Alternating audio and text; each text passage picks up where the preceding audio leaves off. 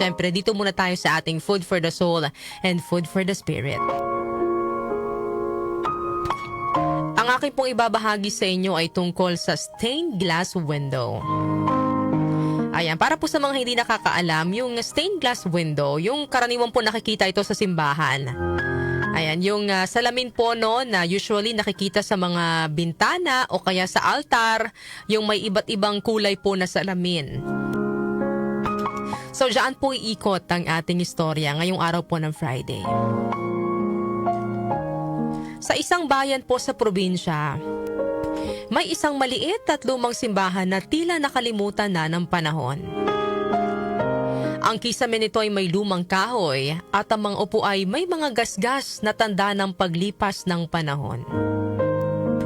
Isa sa mga pinakanatatanging bahagi ng simbahan ay ang malaking stained glass window sa altar na isang luma, makulay, ngunit basag-basag ng salamin.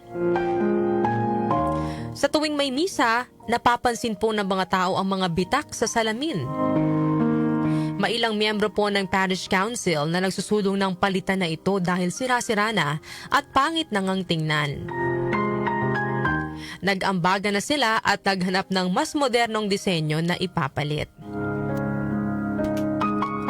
Isang linggo po ay may bago ang planong pagpapalit ng stained glass. May dumalaw po na bisitang pari. Siya'y tahimik na naupo sa likod ng simbahan.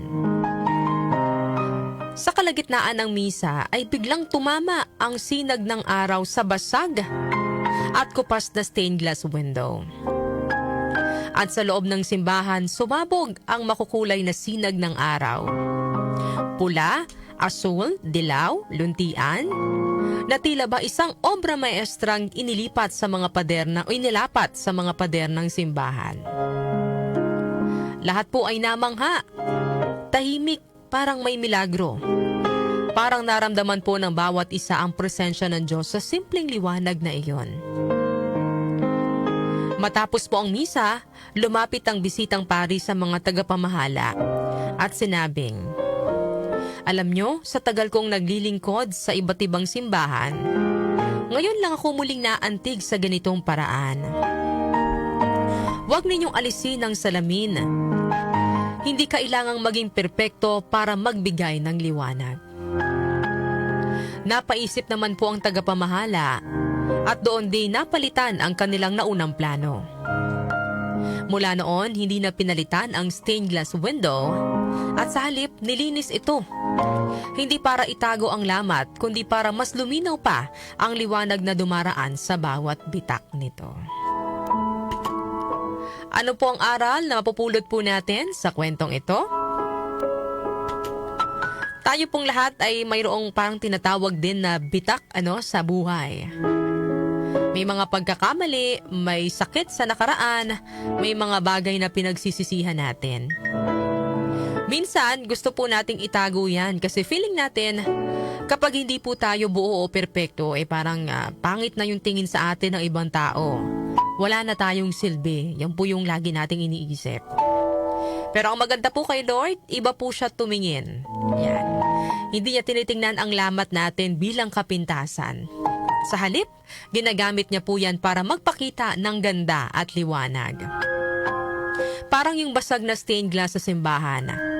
Akala po ng iba wala nang silbi. Akala ng iba pampapangit lang sa design ng simbahan. Kasi nga basag, may bitak. Pero nung tinamaan po ng liwanag, doon lumabas yung tunay na ganda. Ganoon din po tayo sa mga bitak. Sa mga bitak po natin, doon pumapasok ang liwanag ng Diyos. At sa pamamagitan po ng liwanag na yon, nakaka-bless din po tayo ng ibang tao. Ang mga bitak natin, yung mga pinagdaanan natin sa nakaraan, ay nagiging daanan po ng biyaya.